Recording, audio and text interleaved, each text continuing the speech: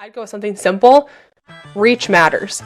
And that relates to television because I think that both with linear and connected TV, there's this idea that if I'm not reaching, the exact person who's buying my product or service, then I'm wasting dollars. When really the most successful brands in the world are built off of reach. And I guarantee no matter what you're selling, your audience is so much broader than, the one persona that you're trying to target in your digital ads. Elena Jasper is here to snap marketers out of their digital delusion. TV isn't dead. You just forgot how to use it. On this episode of the ADOTAT show, I sit down with Elena Jasper, VP of Marketing at Marketing Architects, to talk about why marketers have been gaslit into abandoning TV, why over-targeting is draining your budget, and why short-term digital metrics are the ultimate distraction.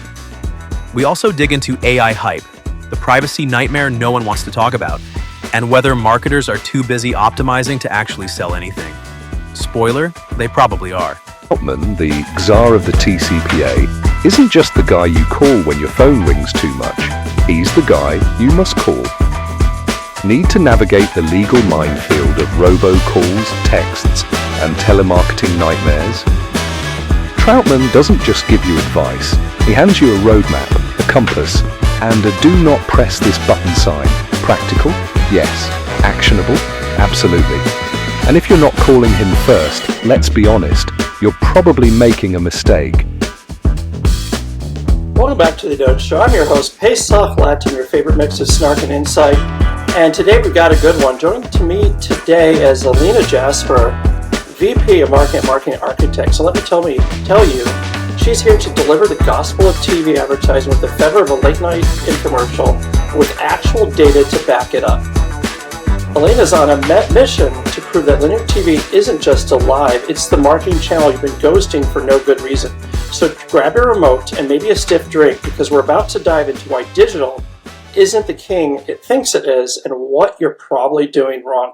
So how are you feeling today? Are you excited, nervous, wondering why you agreed to do this? Thanks for having me. No, I think I'm excited. I'm always interested in talking about TV and marketing effectiveness, and I'm excited to speak with you today. So here's the deal. Why do you think marketers treat linear TV like it's a landline phone, outdated, irrelevant, and gathering dust in the corner, when in reality it's still delivering more punch than half the TikTok dances that clog our feet? Oh, man. Yeah, I think that there's probably a number of reasons.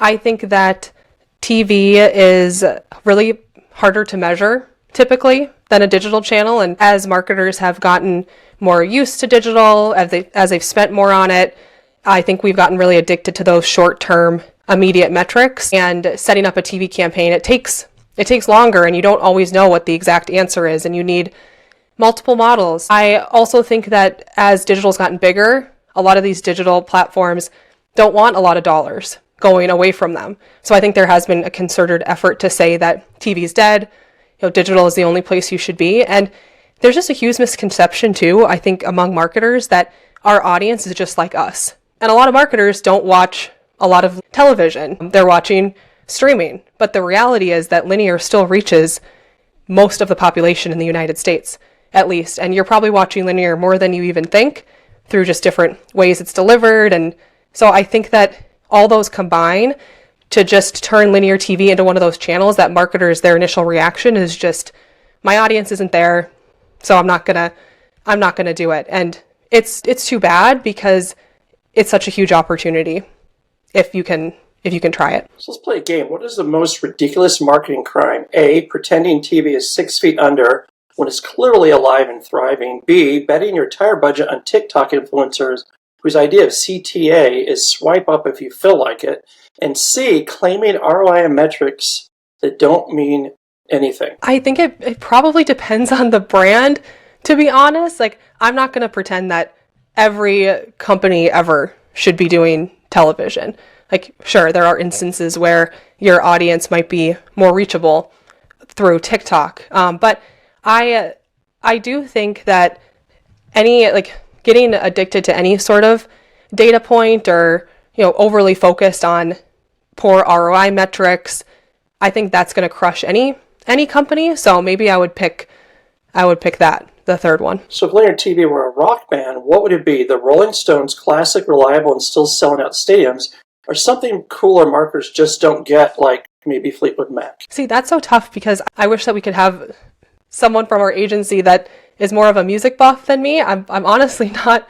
I'm not that well versed in different bands, but I would think linear TV would probably be some sort of band that has been around, for a long time, but is still popular. I don't know, maybe like a Michael Jackson or something. Maybe Prince. I'm from Minnesota, so we're pretty big Prince fans. Right. Classic, still influential, high reach, a band that a lot of people like. Something like that. Imagine this. Linear TV invites you to a 5-star dinner. Digital ads show up late in a rideshare, demand they split the bill and leave before dessert. Who is getting a second date and why? And let me guess, it's TV because it respects your time. Oh my gosh, that's such a creative question. I'm sorry, can you repeat that? You lost me a little bit there. Sorry. Imagine that linear TV invites you to a 5-star dinner. Digital ads show up late in a rideshare and demand to split the bill and leave before dessert. Who is getting a second date and why? Oh yeah, well, linear TV. I think there's a lot more honesty from linear side, so gotta pick that. So why do marketers act like third-party data is some magical unicorn? Are they trying to chase shiny things, or is there a deeper issue here? Like no one actually wants to admit they're being cheated. I think that there's like an education challenge with third-party data. I think for a lot of marketers, it's just become something that we do. And we have so much going on. There's so many different priorities, so many things to be concerned about that it's hard to question things that we've always trusted, always used. A lot of times, it's like third-party data use is just built into the platforms that we buy off of. Like it's not easy to like move away from it, or even sometimes know how to move away from it. Because again, it's so ingrained in what we do and how we measure. I think that it's easier for me, like working at an agency and studying this stuff all the time and working in TV only. I'm able to pontificate a bit about the dangers of third-party data, but I think it's a lot harder for marketers who, again, have so much going on that sometimes it's hard to have a choice between using it and using something else. It can be hard to know what the alternatives are. So if you could force every marketer to tattoo one fact about TV's effectiveness on their foreheads, what would it be? And bonus points if it's something their bosses can see in meetings. So I think I'd go with something simple. Reach matters. And that relates to television because I think that both with linear and connected TV, there's this idea that if I'm not reaching, the exact person who's buying my product or service, that I'm wasting dollars. When really the most successful brands in the world are built off of reach. And I guarantee no matter what you're selling, your audience is so much broader than, the one persona that you're trying to target in your digital ads. And there's just so much opportunity outside of that core target, even like both with sales and brand. Like, yeah, you can drive like more sales having more reach, but then you're going to miss out on all those wonderful long-term benefits of people knowing your brand and recognizing your brand. And I think that reach sometimes becomes a dirty word, or people think it's lazy marketing. And I don't believe that's true. So are we over-targeting? Yes, I think most marketers, are over-targeting. And I don't have a problem with targeting. Like we use targets in how we buy television. What I have a problem with is when marketers, they think that tight targeting is always the answer. Like, for example, say someone's trying to target me to sell workout clothes. If you can target me, it's going to cost you $20, or you can target me, my husband, and my neighbors for $10. Like, why would you not pick 10? I think a lot of times targeting it adds so much cost that it starts to not make sense. But again, we're so used to it. We're so used to like all these digital platforms. I can just pinpoint exactly who I want. It just becomes the natural reflex. When if you're looking at the data, we like to say at Marketing Architects that everything works at zero.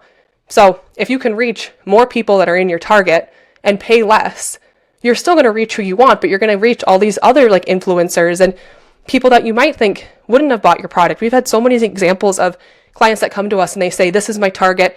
This is who buys my stuff. Like, let's just focus on this persona. And we put you on TV and naturally you have more reach. And all of a sudden there's other groups of customers that are interested in what you have to buy that you never would have known if you hadn't tapped into a high reach channel like television. Do you think marketers will ever stop treating TV like the X they refuse to admit they still love? I think that CTV has given TV new life, and a lot of marketers are interested in connected television because they see it as more, TV like digital. It's more accessible to a lot of marketers. So I think streaming platforms have changed things. And I would love to debate about just how like digital connected TV can truly be. But I think that's kind of given TV new life. And I think that a lot of marketers will always doubt linear television and they're missing out. And the marketers that will look at the data and see what works for their brand, they'll be the ones who capitalize off of the inventory that other marketers aren't buying. So let's talk about privacy, or what little is left of it. Why do people seem more worried about their Starbucks points expiring than the fact that their browsing history is being sold to the highest bidder? Is it marketers' fault, consumer apathy, or just the reality that free shipping is worth more than dignity these days? Yeah, I mean, that's a deep question that I'm not sure if I'm qualified to answer, but I do think that there's a little bit of a lack of awareness of exactly what's being tracked of you when you go online. And what does it mean to accept cookies? And it's all sort of tied up in this digital marketing ecosystem where a lot of people are making a lot of money off of tracking you. And it's really a hard solution too, because I think we also would all agree that when things are personalized and relevant, we prefer that. So I like solutions that still allow you to be contextually relevant without invading someone's privacy.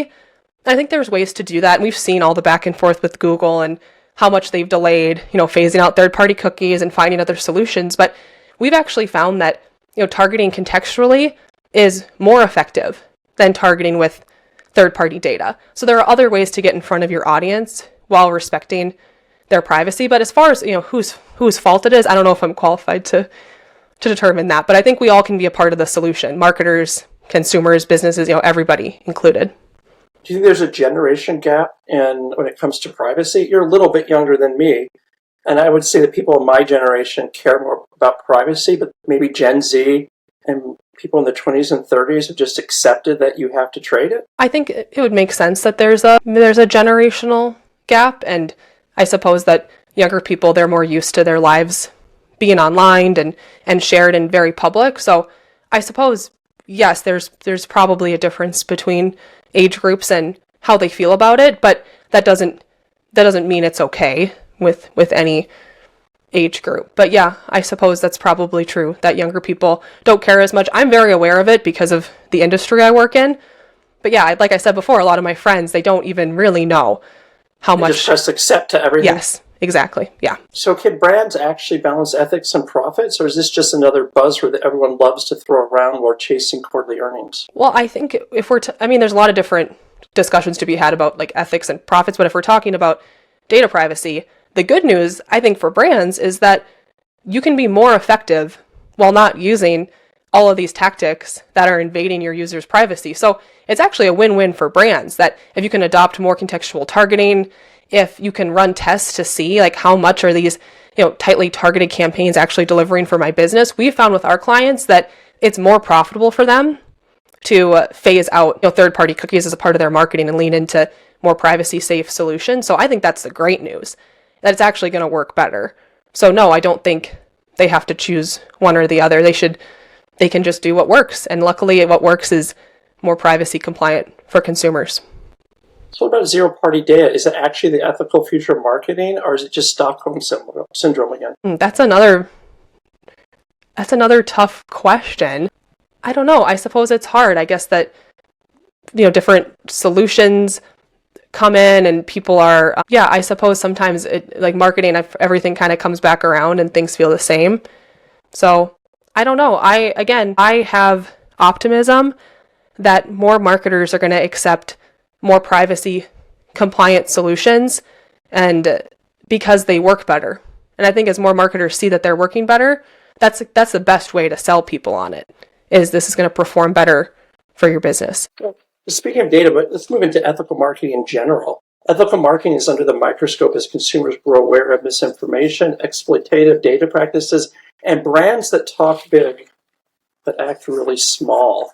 Trust in advertising is at an all-time low, making ethics more than just a PR play. It's now a survival tool. If you think of ethics were a measurable KPI, how many companies would be failing miserably? Well, obviously, I think that every company should be ethical. I don't think you'll get any disagreement about that. And I understand that now it's easier than ever for consumers to criticize companies, and things are more transparent about what companies are doing and how they're treating people. I definitely don't believe that companies should get overly involved in things like brand purpose and causes. I think that you should align your brand with what makes sense for you. And if you're the type of company that, is involved in more of those like political discussions, I think that then it's appropriate for you to get into that. But I think that if your company, you employ people, you're honest in your business practices, you're helping people create a livelihood, and you're aligned with, the mission of your company, I don't think that every company needs to have ethical stances on things. But yeah, I think every company, we should hold them to a standard of being ethical. And I think that's happening more and more. What's the most shameless, unethical thing that you've ever seen? That's, again, these questions are really deep. You mean like the most shameless thing from a company? Yeah. How about this? I used to work in the horse industry, and there's a lot of shady business practices that happen in the horse industry. Here's one example. Didn't happen personally to me, but I saw it happen to a friend. She sent her horse off to be sold from somebody else, right? Like, I'll send you my horse, you sell it to someone. This happens all the time where they'll sell the horse on a markup, won't tell you, pocket the difference. Like, that type of thing happens all the time. Horse brokers? Yes, exactly. So, I don't know, that's a tough question. Like, maybe that. I've only worked at marketing architects in my career, so I don't have a lot of experiences of outside companies. So, I can't say that in my corporate career I've seen anything worse than the horse industry. No, which I should count my blessings about that. So what have you learned from the horse industry that could apply to the marketing industry? I think that the working in that industry taught me to be tough, work hard, and taught me how to deal with change. Because when I worked in that industry, I was moving a lot. I was training with a lot of different people. I was going through just a lot of life changes, and marketing changes so fast that by the time I got into this field, I actually felt like it was a lot more stable than what I was in before. So I think it prepared me to kind of roll with the punches. So things with marketing, they don't really faze me. I feel like I've been through worse in a different industry. If you could set one unbreakable ethical rule for every marketer, what would it be? And you can't say, don't lie, because that honestly feels like the bare minimum. So if I could set one ethical rule for every single marketer, what would it be? Oh, geez. Yeah, don't lie. Yeah, don't lie seems like a good one. You're right. That is probably don't mislead consumers. All right, here's one. And I know that the government is currently passing more like rules about this, but free trial offers and things that make it really hard for people to opt out. I know that they're working to correct that, but I think that's just a rough consumer experience. So we could be maybe kinder to our customers in that way. I just don't think that benefits anybody, locking people into things that they don't understand. Do you think ethical marketing is even possible, or is it more like yoga? It looks great on Instagram, but most people are just faking it. No, I think it's definitely possible. I mean, I think about the brands that we work with, and all of our clients, I think, they believe in what they're selling. They care about their customers. They want to make a better life for their families and their employees. And they invest in marketing channels that I think make sense for their business. So I definitely think it's possible. So let's picture this. You're stranded on a desert island, no Wi-Fi, no data analytics, just you and a coconut that needs convincing to help you to escape. What is your strategy? And more importantly, who do you bring? Yeah, I love the show Survivor.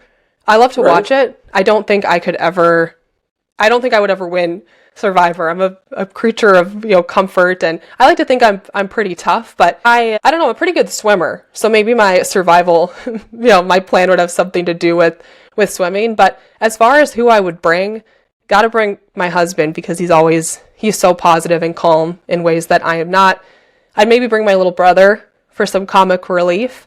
And then you got to bring, a Bear Grylls or some sort of, someone who actually knows how to survive on an island would probably be helpful as well. You also mentioned that you would probably bring your dad because he's your personal Yoda.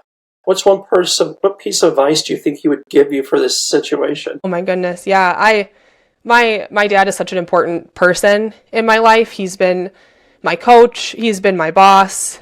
He started the company that I work for. He is now retired from the CEO spot, and he's a chairman. But I really idolize him and look up to him. I mean, he's an example of someone who started a company to like better his life and better his family and runs it in a way that's pure of heart. So I know you've had a lot of questions, focused on ethics, and he's somebody that I think has done it the right way, which is not always easy to do. But I think he'd tell me to lean into my strengths. He's always given me a lot of self-confidence, and he's done a good job of pointing out places in my life where I'm unique, and I've always been good at kind of pivoting and being okay with change, so he'd probably tell me to lean into that. If you had to brand the island, what is the tagline? A, coconut couture, survival but make it fashion. B, where Wi-Fi goes to die. Or C, escape if you can. I think escape if you can. Maybe it sounds like the most positive one. I like to believe that I could achieve things. I think that's more motivating, so maybe that one. So what would your dog Nova tell you? What campaign would she tell you to run on the island? What campaign?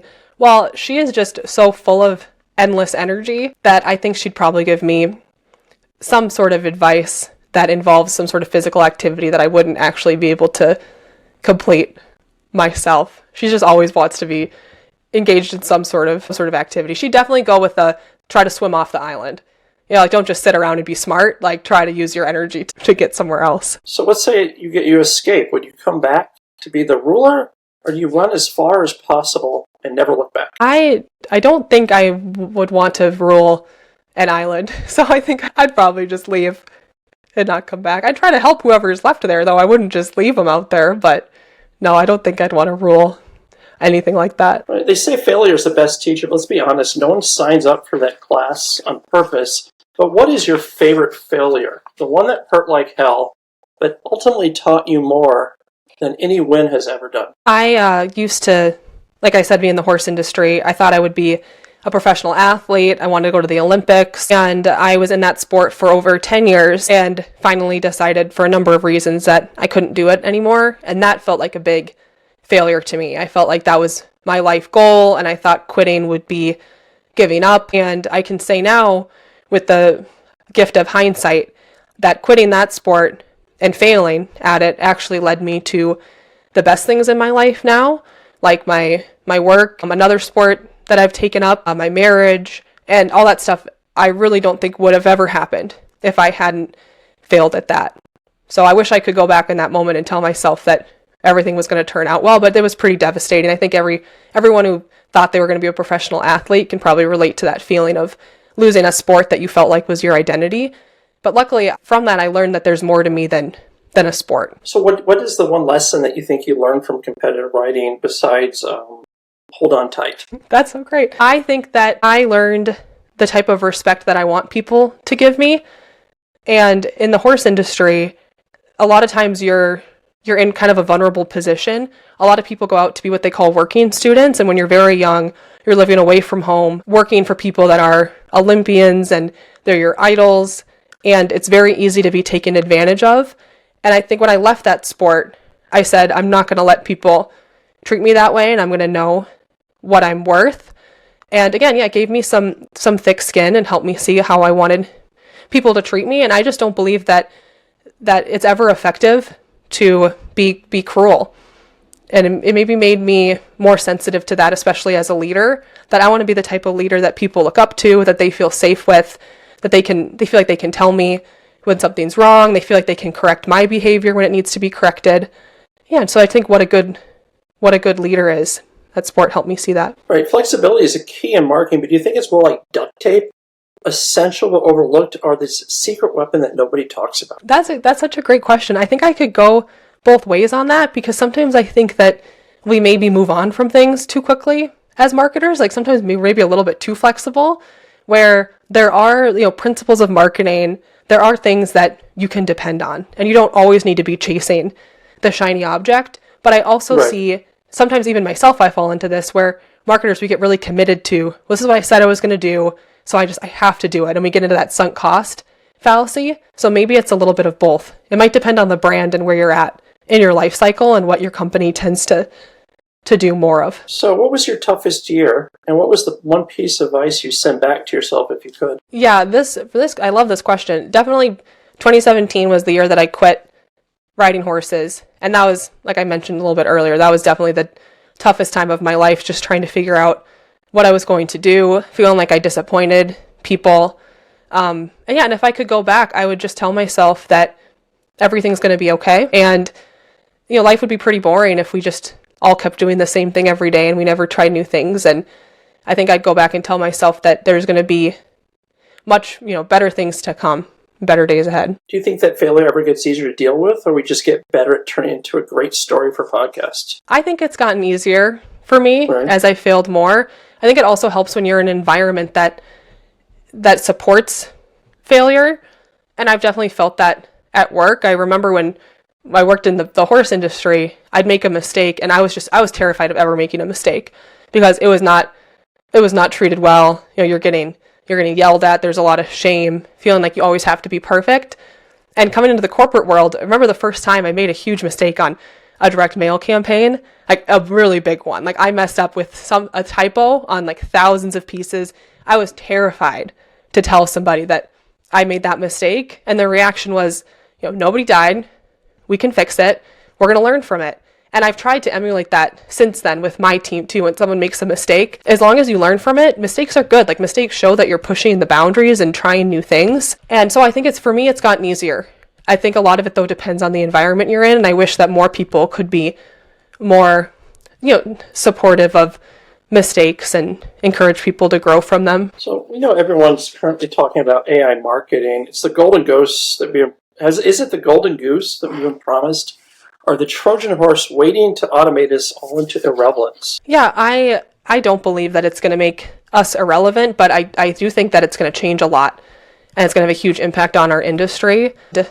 I think that every marketer should be aware of it and learning about it, and it's going to change things. But there's someone on my team that has, I think, a really great perspective when it comes to artificial intelligence. He's a designer, and he was actually one of the first people that got to work on the type of software they used in Jurassic Park to animate like the dinosaurs.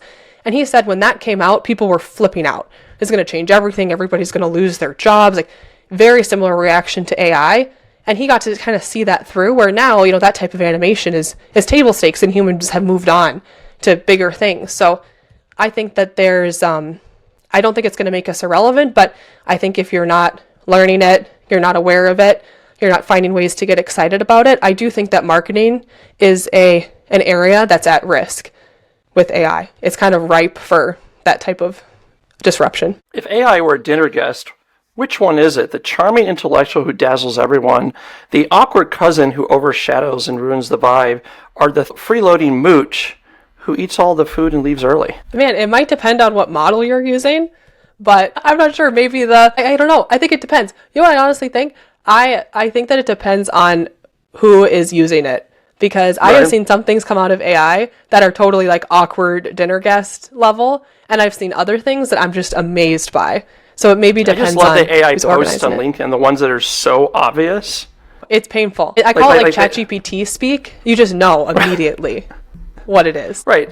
Well, it's like they expand on every point into some like quasi feel-good spiritual, you have to get behind this / whatever. I'm not even sure how to explain it, but yeah, it's like ChatGPT speak. It's just very plain, Yes. Very vanilla, I think I'd call it. It's professional, though.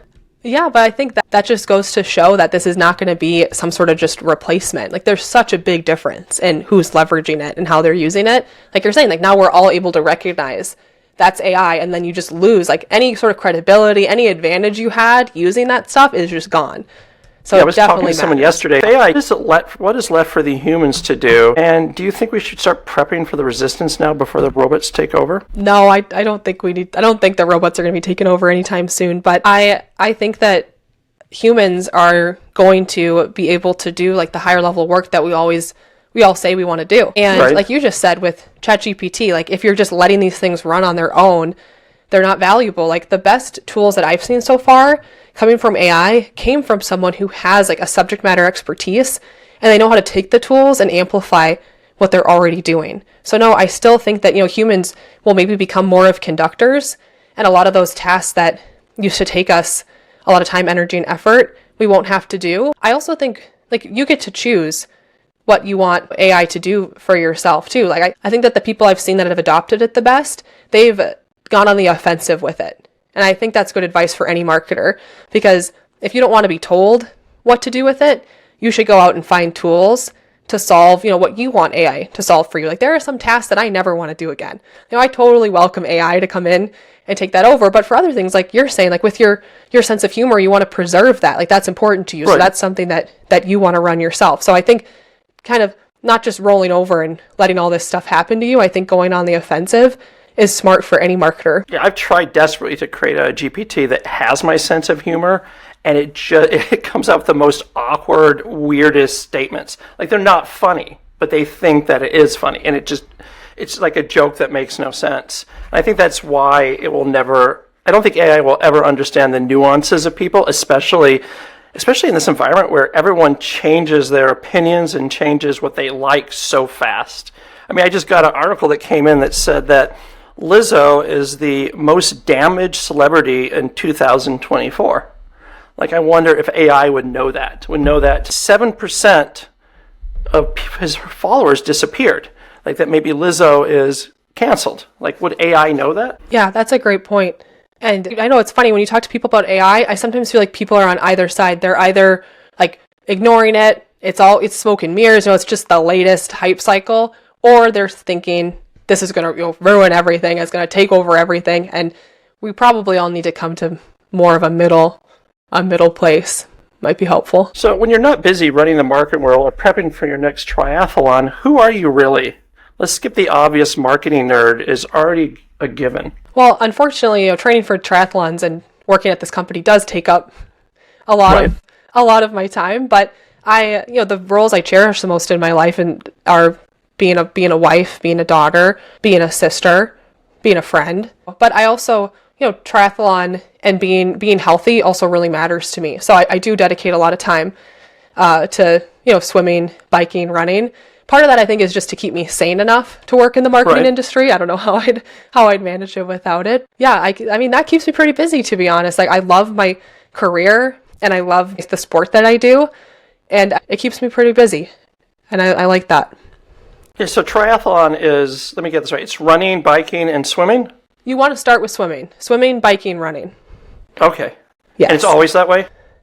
Yes, I think that, we might have some trouble if people were finishing the race in the swim. I think the concern is that you'd be a bit too tired to you drown.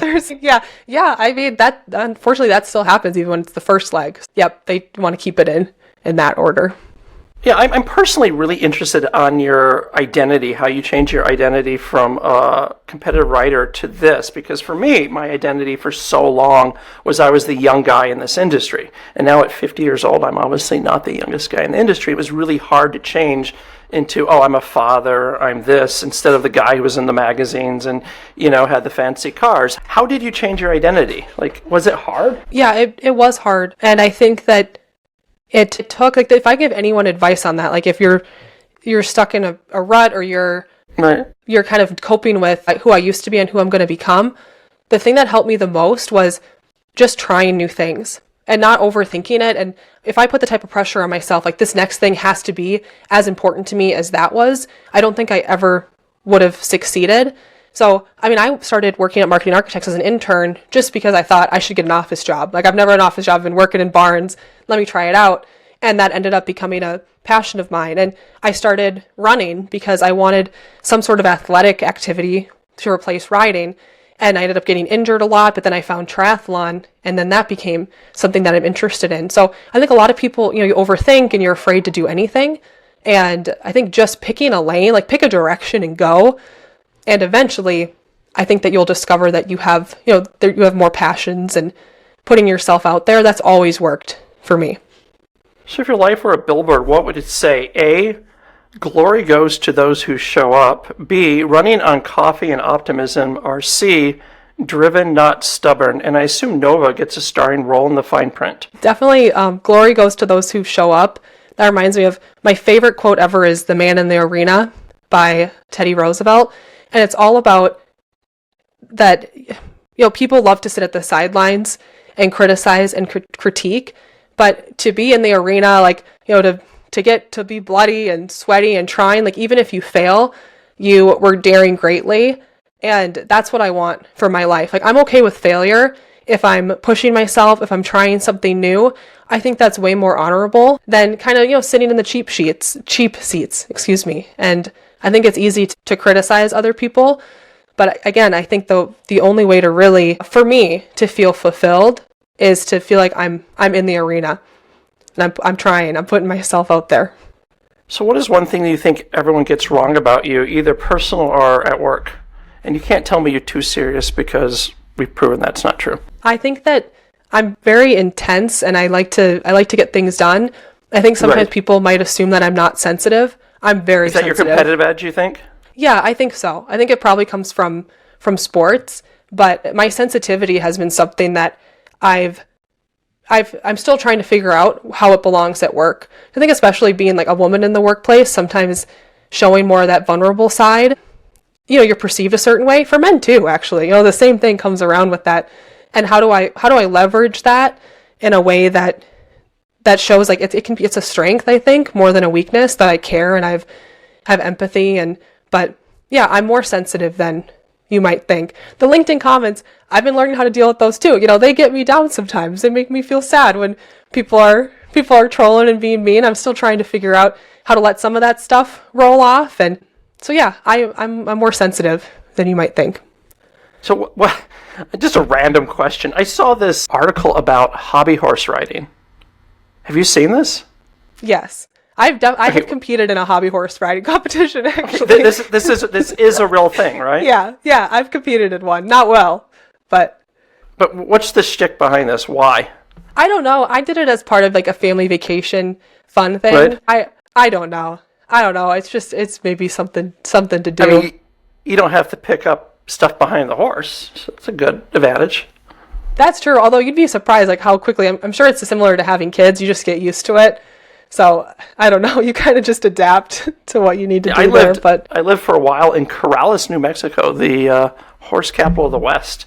It has more horses per capita than any other place in the world right now. Well, I did not know that.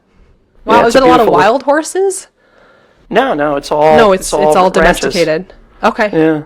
Well, it's that's on the so Rio cool. Grande. It's beautiful. I've never been to New Mexico, but sounds like I would like it. If there's, I'm still a horse girl no, at heart, most of it's desert. It just happens to be different because it's on the river. Okay, so that's why people choose to live there. That makes sense. So your dream superpower is to slow down time. What is one moment you'd hit replay over and over again, and it's not this interview? I suppose. This is probably a pretty typical one, but maybe go back and let my wedding go a little bit slower. That day goes. Everyone tells you that. Everybody says it's going to go by so fast. It's going to, you're going to blink and it'll be over. But there are some moments where I think I'd all like three to of go my back. weddings went by really fast. Well, hey, Well, I'm on my third, so. Okay, yeah. Well, yeah. So I guess that's true then. And that you've got a case study of 3. They go by pretty quick. Right. So do the relationships, unfortunately. Oh no. What's the one thing you do outside of work that makes you help recharge or even makes you a better marketer? If it involves wine or dogs, I'm there. Well, I definitely have to say triathlon. It helps me be competitive, blow off some steam, learn how to do hard things. So yeah, definitely competing in a sport makes me better at work. So you've had quite a journey so far. What is next? A new adventure at work, a personal goal, or perhaps something completely unexpected? I'm interested in continuing to see where I can take triathlon and how much better I can get. Can I make that a greater part of my life? And then, yeah, the business, I want to just be a part of it and help it as much as I can and see where we go and what we do next. And I think the company is just always going to be a really personal, deep part of my life. So I'm just along for the ride there. So if you could send one piece of advice to yourself in 10 years in the future, what would it be? And please tells me it involves great Wi-Fi and fewer Zoom calls. I think it would be to enjoy the moment. Because I think every time I think back to, 10 years ago, at the time, you don't spend a lot of time thinking about, are these the good old days and all those positive things in your life and the people in your life that aren't going to be there anymore. So maybe just tell myself to pause. I think I move pretty quick sometimes, so slow down is always good advice. And that's a wrap on this episode of the ADOTAT Show. A huge thanks to Elena Jasper for dropping some serious knowledge on why TV still deserves a seat at the marketing table, how over-targeting is wasting your budget, and why marketers need to rethink their love affair with third-party data. If you're still convinced TV is dead, go rewatch this episode and try again. And remember, next Tuesday, we'll do a deep dive into everything Elena covered, breaking down the biggest marketing mistakes and offering real solutions. Before we go, we want to thank our incredible sponsors, Troutman Amin for their expertise in ad tech, Incremental for helping us measure real results, and Daily Motion coming soon for pushing the boundaries of video solutions. Until next time, stay bold, stay curious, and know more than you did yesterday.